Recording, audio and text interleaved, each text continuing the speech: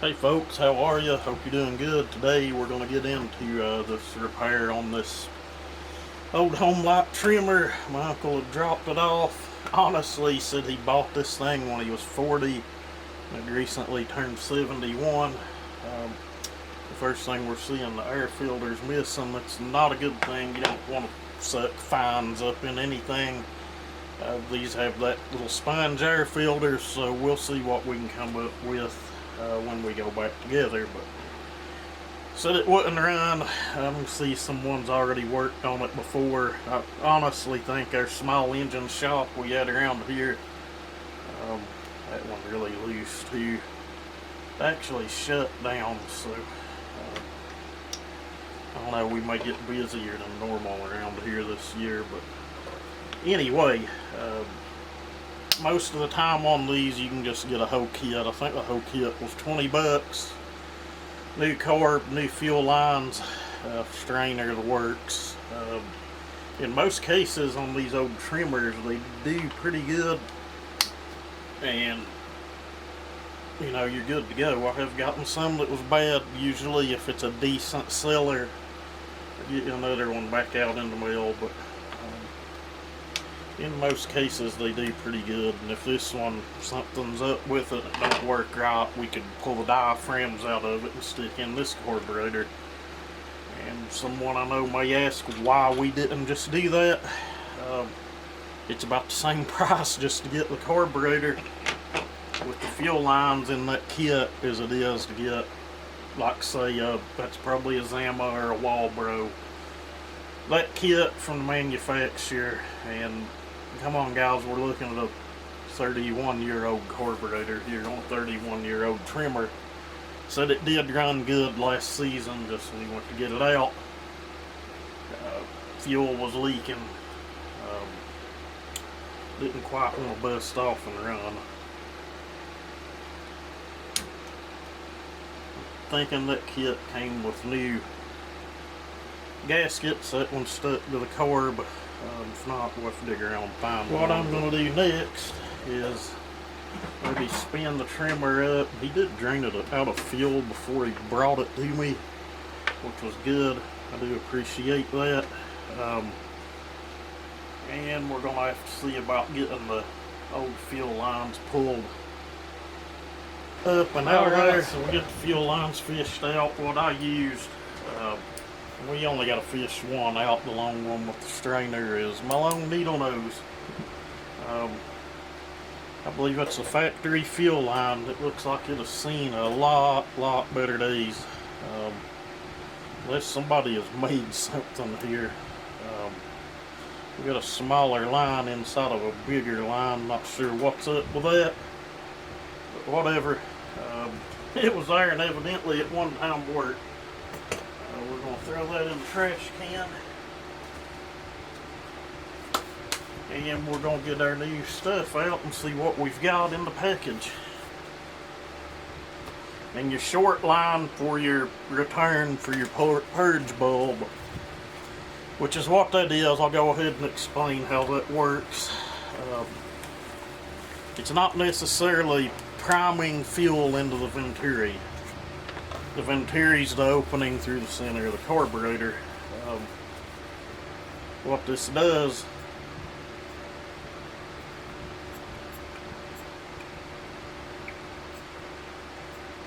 is one side of this will pull fuel through the strainer and up into this will be your pump chamber. You have two diaphragms. You have a metering diaphragm which tells it how much fuel to keep in the metering chamber at one time. And then this side's your pump diaphragm, and what this does is when you purge it, just pulls a fresh supply of fuel, or if you've not ran it, fuel up into the chamber itself, to where you're not sitting and cranking with it on choke all day. And I hope that makes sense to somebody. This side is going to have your longer line that has your strainer on it. This side will have a shorter line which just purges fuel back into the fuel tank.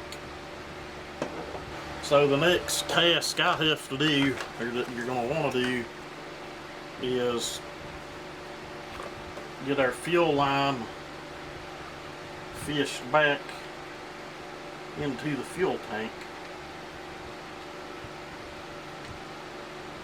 What I usually do is just take and cut the end of that line on a slight angle, and it'll allow it to go in enough where you can push it down into these old plastic tanks.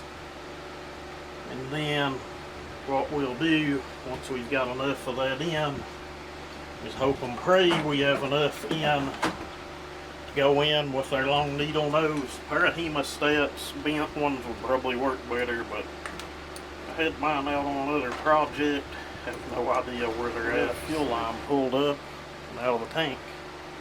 I'm ready to cut it back off clean and put the strainer on. Maybe you can see the way I cut that on an angle. It just allows you to pinch it together enough to get that line in. We want a little straighter cut than that. And this company sent a very adequate amount of fuel line for the test. There's those new gaskets in the box. I don't know why they always send two. Usually there's two different designs of gaskets, but the carburetor will only go on one way.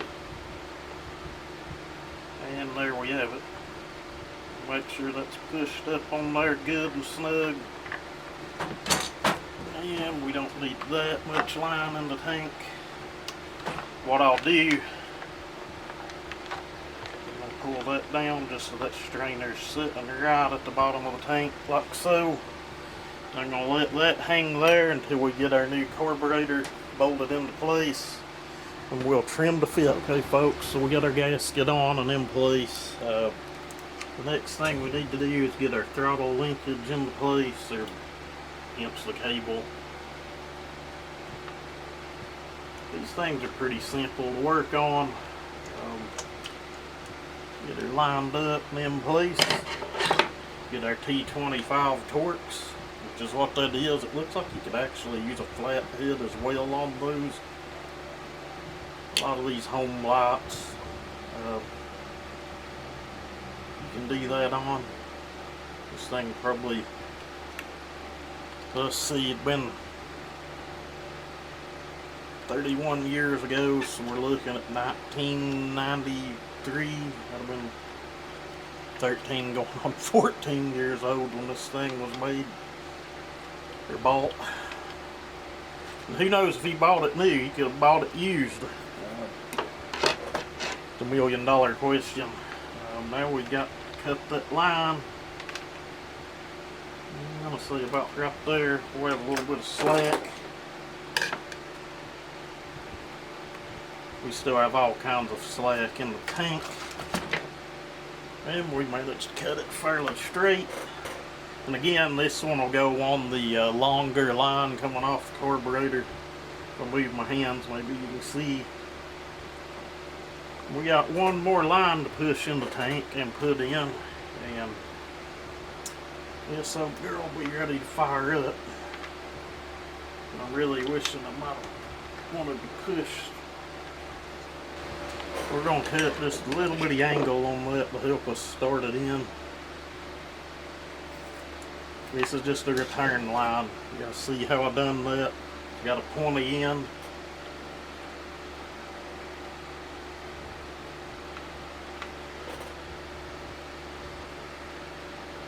Alright. That should be sufficient enough. It doesn't have to be in there real far, but you don't want it to jerk out really easy either. And if it's sitting in fuel, it doesn't really matter.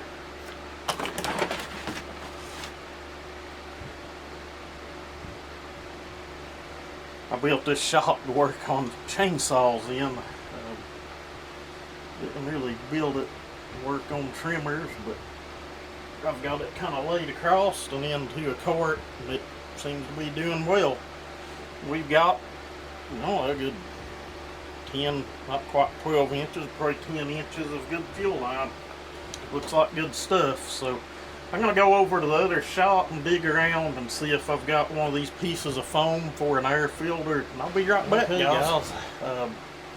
That filter is actually for a 2150 Poland, and I was thinking it may just do this, but looking like they might want you to put it back inside of there. I really don't want to do that. I can cut it down enough to go in there.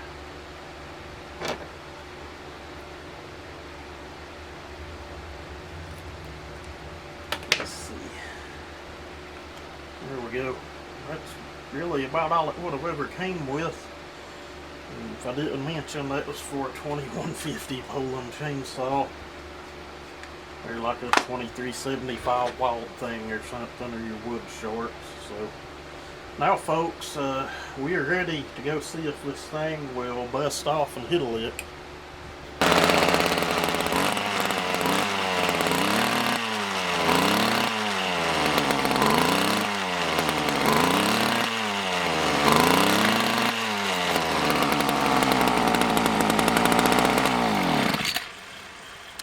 And we'll check the restart.